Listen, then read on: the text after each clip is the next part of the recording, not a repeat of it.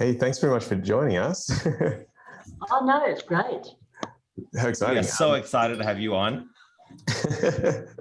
we've been like planting little seeds all throughout the episodes, all throughout our time, saying, if you know Emma, tell her to come on, tell her we want her on. Yeah. And finally, yes, we got here.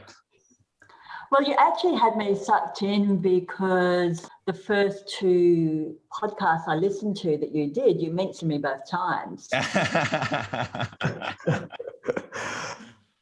think we've got the formula now, Stan. Just do lots of name dropping, and yeah. Hi everyone, welcome to Anaesthesia Coffee Break. I'm Lahiru, and I'm Stan. So we've got a really exciting episode because we have the ex-chair of examiners, Emma Giles, on. So we'll get started right away.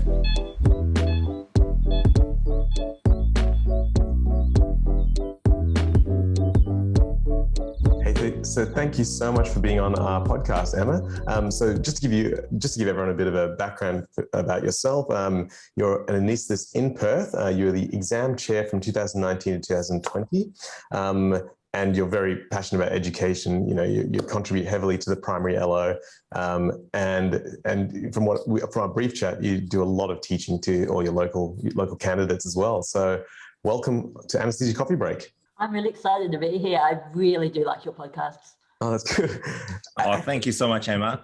And look, I'm a big fan of yours, and I think our podcast has really come about because of what you started initially with primary LO of the day. And I think just having that momentum and having, that avenue where you were able to share that knowledge freely with trainees all around Australia really gave us that inspiration to create this. So, thank you so much. And I'm a really big fan of everything that you do. Can I just take this opportunity to do a little name drop then? Because it actually wasn't me that started the primary LOs. It was one of my colleagues, James Derrick. Oh, fantastic. Yes. An examiner, and quite a number of the examiners were involved as well. Yes. I was just a bit player. No, great. And I think, you were definitely a part of that movement of sharing that knowledge. And I think that a lot of trainees are still very appreciative of all that you've done and all that you continue to do. Now, I know one of your passions is about demystifying the exam.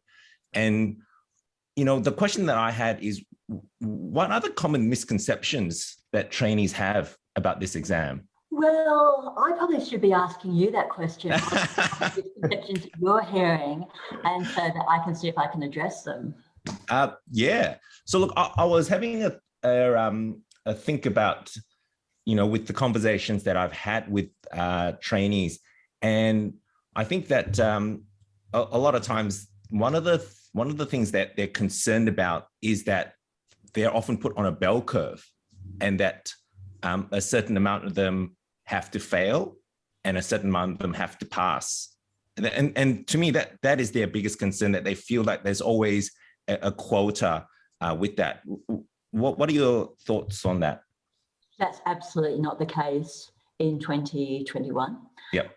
2022, and it actually hasn't been the case for quite a while. Certainly historically, the multiple choice question paper was put on a bell curve, but we really appreciated that meant that some people would have to fail every time, and so that was stopped.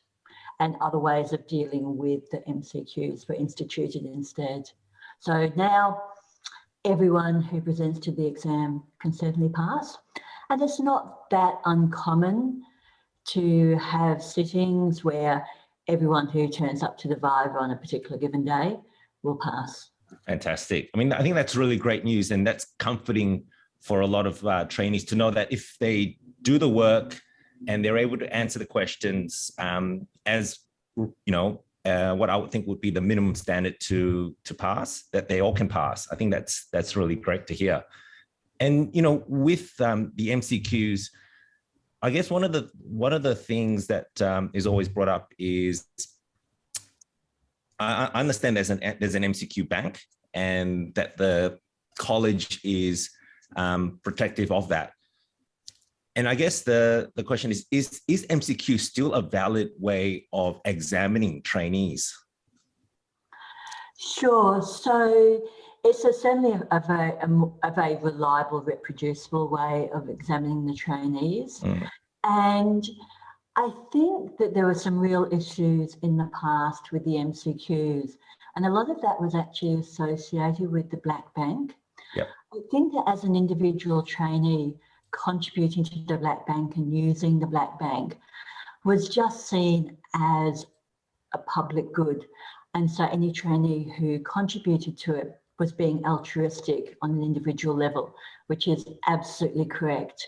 However, on a more global level, that wasn't just happening in isolation. And the examiners could see that the questions were on the Black Bank.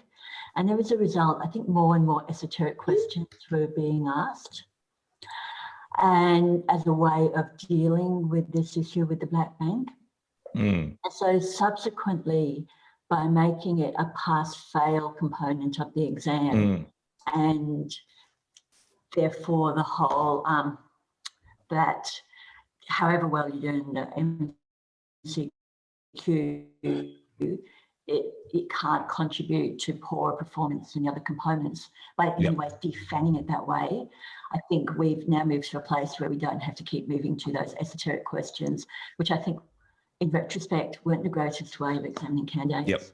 And now we can use really robust questions that we put a lot of work into, and sometimes reuse them, sometimes create new ones, and sometimes alter old ones. Yeah, sounds good. Actually, that probably leads on well to the next question in that kind of demystifying the exam kind of category. I love categories, obviously. I think a lot of people would like to know how are SAQs and MCQs created? Sure. Well, we're already talking about MCQs, so let's stay with the MCQs. So an examiner, often as a result of marking an SAQ or Viva, or perhaps something interesting they've seen in theatre, gives them an idea of something that would make a good MCQ. And they'll write a multiple choice question, and it will be referenced to a textbook, and it will be sent to the examiner who's in charge of the MCQs, which at the moment is Julia Coldry, who's also the chair. She'll tidy it up a bit, and then there'll be a meeting, either face-to-face or nowadays a video conferencing meeting, where she'll have prepared all those questions into a quiz. And so we all sit there with our quiz apps on our phone, and the questions will come up. It's actually fun. The questions come up and you anonymously choose what you think the answer is. Right. And so then for each question, we then stop and discuss it. So one of the things we look at is how many people got it right. And clearly, if a lot of examiners got it wrong, it's probably not a great question looked at. And it may well be the choices are just poor. Yes. And the wording will be talked about. And the notes from that are taken away. Yes. The exam, we now have a bank of exam questions from that.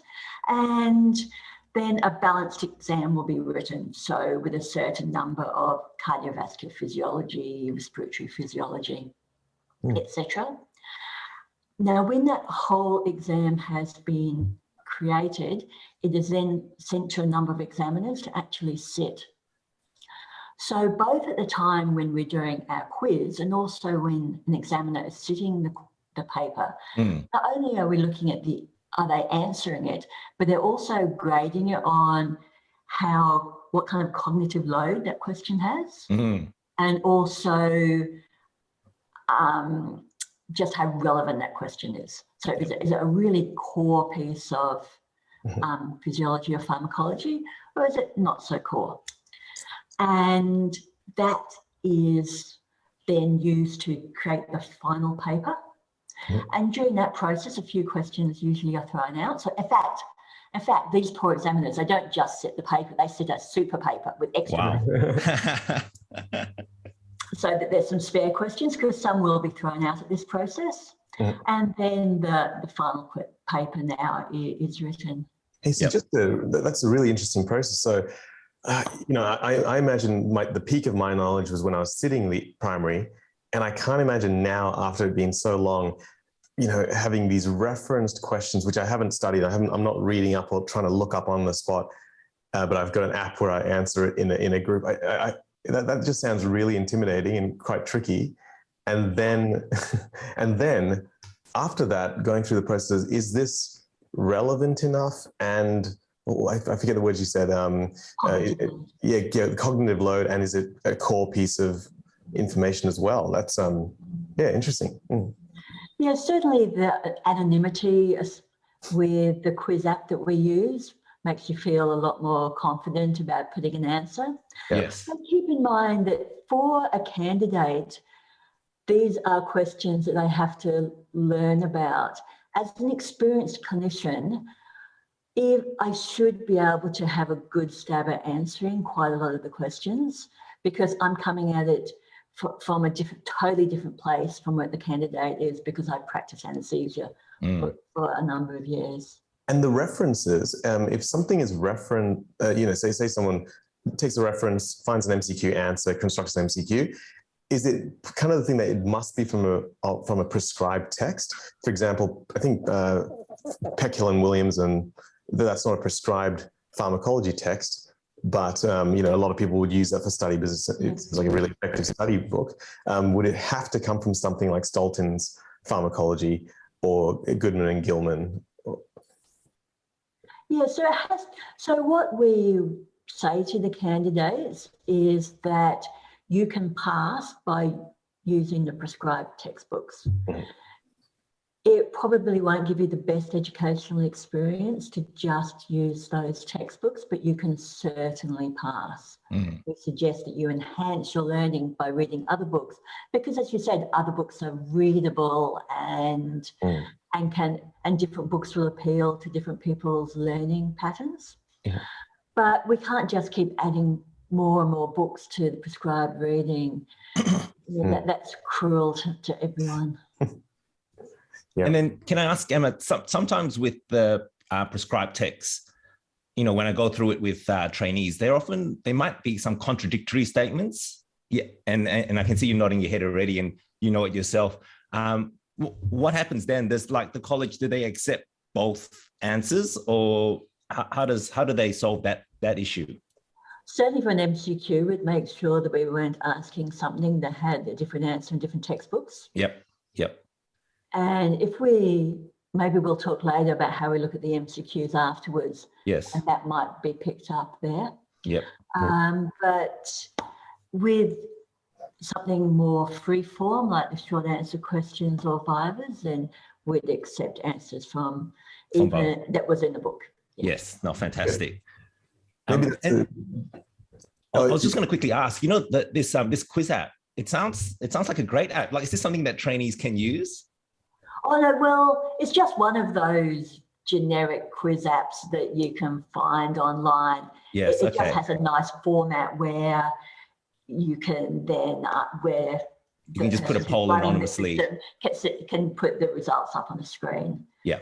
There's a number of them that have that solution. Yeah. Maybe and I think trainees would want to know this, right? What is the pass mark for examiners sitting the super exam?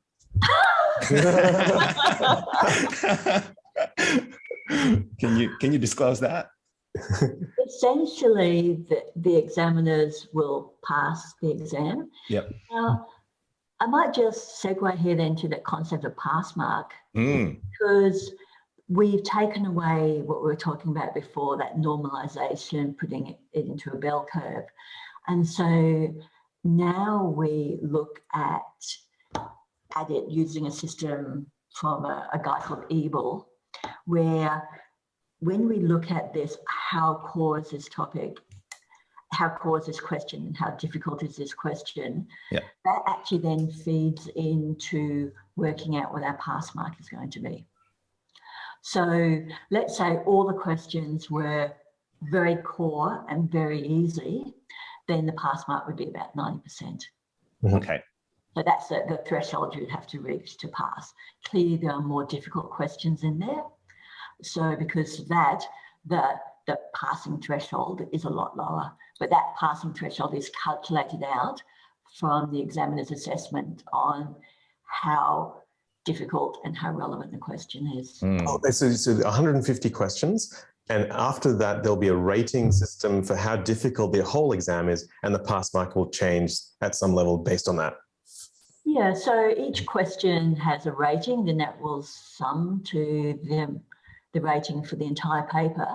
But we tend to keep it about the same for each paper. So that's a way of making sure that we're also giving equivalent papers to equivalent groups. Okay. And so you'll see that the passing threshold might be slightly different on different papers. Yep. But it's about the same. So the papers are equivalent difficulty. Yeah. So we've talked about... so this is done by a person called Ebel. Is that well? Right? So yeah. So it's just one of those standard setting protocols. There's a few of them. We've just chosen this one. Yeah. And with his method, there is a formula that gives you a rating. Like, is it a rating out of 10 or 5 in terms of hardness for the exam, the difficulty or degree of difficulty? I can't. That's right. Julia, bless her, did this while she was a deputy chair as well as being the chair. Yes. So she's really taking care of those fine details for us. It's so scientific. It's fantastic. That's really good. So it sounds like we've got a bit of information on creating the MCQs, marking them and how they're constructed. It's probably a good time to go into the creation of the SAQs. Sure. Can I do just a couple more minutes on the MCQ? Oh, yeah. Definitely. You can say whatever you want. Okay. So then subsequent to the paper being sat, we actually send all the results to an external education company who analyse the data for us. Mm-hmm. And so with that analysis, we can see how the questions perform. Mm-hmm. Wow. So that means we can look at each individual question, and if it looks like it's performed incredibly badly, then we actually have another look at the question, make sure, was the answer really A? Maybe it was D. Maybe we made a mistake here. Mm. It also allows us to see whether a question is discriminatory or not. Mm-hmm. And then if it hasn't been very discriminatory, then we will change it. Mm-hmm. And it also allows us to see how a question, if it's repeated, performs as opposed to how it's performed in the previous exam. So if there's a sudden increase in the percentage of people passing it, particularly if people who have done poorly on the exam overall, the high proportion of those people are passing that question, then it's reasonable to assume it's out there in a bank somewhere. And that is then addressed. Yeah. Okay. No, that's really interesting. Is there for the discriminative value? Is there a number? Is it like 95% get it right or 5% get it wrong? Yeah, sure. So it's something called a Rash analysis, mm-hmm. which has a C in there, mm-hmm. and in that, it's difficult to describe without actually having the graph in front of me, mm-hmm. but picture that you've got all the candidates who sat the exam and you divide them into 5 groups. Mm-hmm. There's the group that got the lowest 20% of scores, a group that got the next 20%, etc. Mm-hmm. And so that means on your x-axis, you've got 5 points mm-hmm. for each of those. And then the performance in the question is looked at for each of those groups. So it's grouped in. So you look at what percentage of Group 1 got passed it, what percentage of Group 2 passed it, what percentage of Group 3 passed it. So a really discriminatory question is going to have very few of the people in the group that had the lowest scores overall passing it, and a large proportion of the people who did well in the exam passing it. Yeah, okay. Does that make sense without me actually drawing a picture? You've got 5 groups, and how are those groups divided? On their total score for the MCQ. The total score for the MCQ. So it is bands of success in the MCQ. Oh, yeah. Okay, and so actually, I didn't understand how then each band changes whether a question is included or not. Sure. So let's say we're looking at question 1. Yep. We divided everyone into these bands. So let's say band 1 got the lowest 20% of the scores and band 5 got the highest 20%. Yes. Now, in question 1, let's say only 10% of band 1 get question 1 right, but 100% of band 5 get question right. Yes. So that means it's discriminated, that particular question has discriminated just like the entire paper has. Yes. Whereas if that question, so if question 1, if 100% of people who got overall the lowest score in the exam got it right, but hardly anyone in the top scoring group gets it right, then we think, what's wrong with this question? It is not discriminating, it's reverse discriminating. In fact, if you're a better candidate, you're going to do worse on this question. That's so interesting. I didn't even realize that this was the level of comparison that you guys are doing for this. That's actually really impressive and quite neat, and it's like it feels quite simple to think of it now that you've outlined that. Yeah. That's really. What's that? Is that a particular system or is that a method? Yes, so Rash analysis. Rash analysis, R-A-C-H. R-A-S-C-H, okay, excellent. Yeah. Would you do the same thing for the short answer questions as well and compare it to like the multiple choice questions, like how well candidates do for the SAQs and compare it to the MCQs? So we have tried once with the SAQs doing a Rash analysis on it. And in fact, that was actually done so that we could see whether we could drop the number of questions, which we decided from the results, no, it probably wasn't a good idea to drop the number of questions. It just would lose some discrimination. Having said that, even though it was sufficient to come to that conclusion, because there are just so few questions, then it's compared to the MCQ, it's that particular type of analysis won't work. But having said that, you can just look at the total overall scores and compare them without that same degree of sophistication. And there is, particularly now we've made the MCQ pass-fail and we've defanged the black bank. Now there's actually good correlation. Prior to that, there were people who would study the black bank, do very, very well in the MCQ and very, very poorly in the SAQ. Oh, interesting. Not so much an issue anymore. Can you tell us then about creating the SAQs and information? Yep. Okay, so again, people have ideas for short answer questions, which they can submit. And again, there is a meeting of examiners, hopefully face-to-face, but now again, video conferencing. And at that meeting, a template of what the exam questions are going to be has already been decided. So how many cardiovascular physiology, respiratory physiology, other physiology, etc. And then a balance of questions are then written for that, chosen from the bank, or perhaps written on the day. So at the end of the meeting, there are 15 questions. And then one of those questions is sent, each examiner gets sent one question to look at. And so each question looked at by maybe 5, 6 examiners. And then that examiner will have a look at it, decide, is there something, is this wording okay? Is there any confusion? Do I think I can improve this question? Maybe I give some idea about how the answers should go, and then submit that into the examiner who's running all the SAQs, which at the moment is David Fahey, who's the deputy chair. And then he'll take that on board, modify questions as necessary, and then they will become the short answer question paper. Yeah, interesting.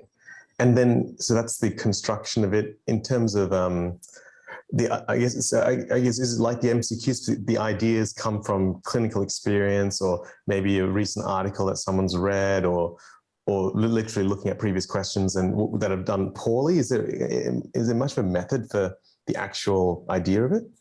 Yeah, so I guess we have a bank which is free form ideas from examiners. It would be really unusual though for a question that an examiner has written and submitted to then stay in its original form. Yep. Yeah, okay. But that will spark the basic idea, because if I write a question, I have in my mind how that needs to be approached, how I would approach it. And it's very difficult for me to see how someone else would approach it and what the flaws are in that question. So instead of me doing lateral thinking, we have other people doing all the lateral thinking for us, which is their main thinking, and then come up, hopefully, to deal with all the different ways a candidate might potentially read this question and approach it. And I was just thinking, let's say this, multiple examiners look at a question. Is there a lot of concordance with the way they answer? Because I can imagine that there's a decent amount of variability. Is that ever an issue? Well, so we're still at the point here of writing the question. Yeah. And then when it comes to formulating the answer, again, yes, there will be some discussion. Yeah. And that's great that you've got different people contributing their different ideas. Then a marking schema is written, and then that will be handed on to the examiner who's actually marking the question. When it comes to actually marking the question, we have one primary marker, and each question has a shadow marker. So the shadow markers will independently mark a batch of the questions along with the primary marker, and then we'll discuss the batch, and then probably mark another batch and discuss. So any problems with that marking grid will be ironed out, and we'll make sure that we've had a good discussion about what reasonable marking is. And once we've got that concordance, the primary marker will then go on and mark all the papers. A lot of people will then go and remark a subset as well to make sure that their marks are consistent. And that actually sounds... There looks to be quite it looks to be quite like an involved process with creating a new question. It sounds like it takes a lot of time and a lot of effort and a lot of thought. And so is there a set goal for the amount of new questions that you would like to see in every exam? Oh, no. So, yeah, I think Emma was just answering about how with each paper, it's about the cognitive load and how you set the exam in terms of, I guess there's a measured cognitive load for each question that is being asked. And I assume it's similar to like the scale for the MCQs where you give like a difficulty score. Is that fair? We're probably not being so quantitative on this, it's more qualitative. But we don't want the candidate to have a massive cognitive load with every question difficult. We want a mix of questions which are difficult with a high cognitive load where their knowledge and understanding has to be synthesized on the spot. But we also want lower cognitive load questions, and the lower cognitive load questions may well be an older question because it's a reasonable assumption that candidates have gone through past papers, or a lower cognitive load question, maybe one where we're just asking something factual, describe the pharmacology of tramadol, for example, something that's just where you don't need a lot of thinking, you can just put information down on the paper. And can I ask, you look for a balance of, would I be fair to say 50-50? Is that? Well, yeah, probably. You can't actually do 50-50 because there's 15 questions. So that's interesting. I always think that when I think about someone marking my papers, my handwriting is so atrocious. I was almost practicing handwriting and changed from cursive script to printing just for this exam. Do you have any, I don't know, tips that come about because of poor handwriting or presentation or? Well, first of all, rest assured that the examiners will do their very best to decipher your writing. Having said that, as an examiner is marking a question, because information is scattered, a point might be here, a point is related maybe somewhere else, we're actually building up a picture in our head of the answer. And that can be really difficult for the examiner to synthesize that picture if all our mental effort is on deciphering. And so we're just so constantly fixated on the next word that we're losing sight of what we've just read. So you're certainly doing yourself more of a favour by having better handwriting. The examiner will do their best, but there's a limit to our cognitive abilities. Yeah, absolutely. Probably my advice is it's really easy to think that the best use of your time in that 10 minutes is to spend 10 minutes writing. But if you're just writing the whole time, then you're interrupting some thinking. Mm-hmm. And you're actually better spending some time actually not writing. Mm-hmm. The best answers tend to not have very much written. Mm-hmm. So the best answers have lots of white space and not much written. Mm-hmm. If you are approaching that from another way, so I know a lot of people are going to have a lot of difficulty in not writing things for a period. Mm-hmm. That concept of white space is really important. So you want to leave lots of gaps on the paper. It just makes it so much easier for the examiner to read. Mm-hmm. And it also makes it so much easier for the candidate if they realise on page 2 that something should have been written earlier. There's just plenty of room to write it. I think that's such an insightful, that is so insightful, Emma, the idea that we actually sometimes have to write less to actually present a really good answer. And I totally agree with you. Sometimes, when you read a trainee's trial answer and they've written prose and it's literally a paragraph, well, not even a paragraph, it's like a whole page of prose, it's very hard to decipher what the candidate thinks are the key concepts in that answer there versus someone who has just written the key concept, and left some space and then write another sort of key concept down below that and perhaps drawn a diagram or even expanded on that concept. So I think that is really insightful for everyone sort of listening to understand that it's not just writing for the whole 150 minutes. I think, yeah, you're absolutely right. Sometimes it's good just to slow down a little bit and think about the structure and the spacing.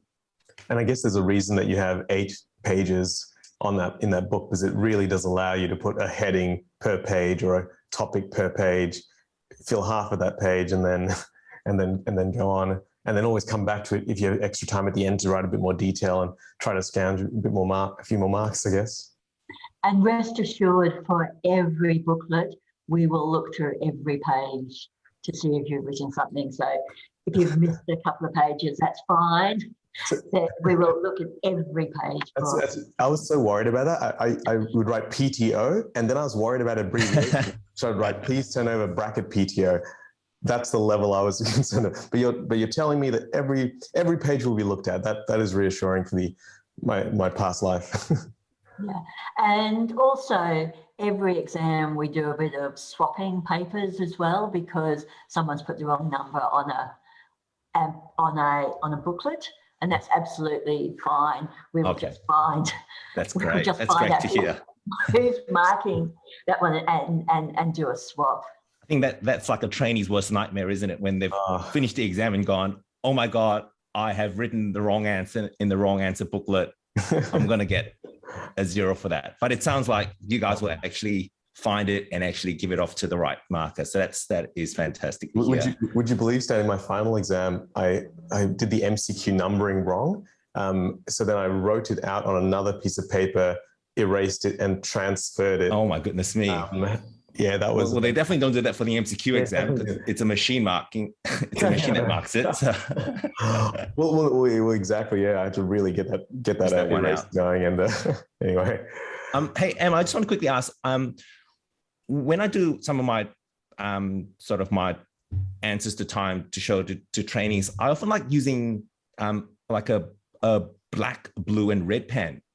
But I was told that it's scanned in black and white, so it didn't make a difference. Because I must admit, to me, it looked quite nice when I presented it on paper. You know, having like a little red line or red letters to see what was important. But it sounds like that's not the case at all. Is that something that I think it is scanned in black and white, but tell you what, I'll get back to you on that because it's been a while since I marked an SAQ.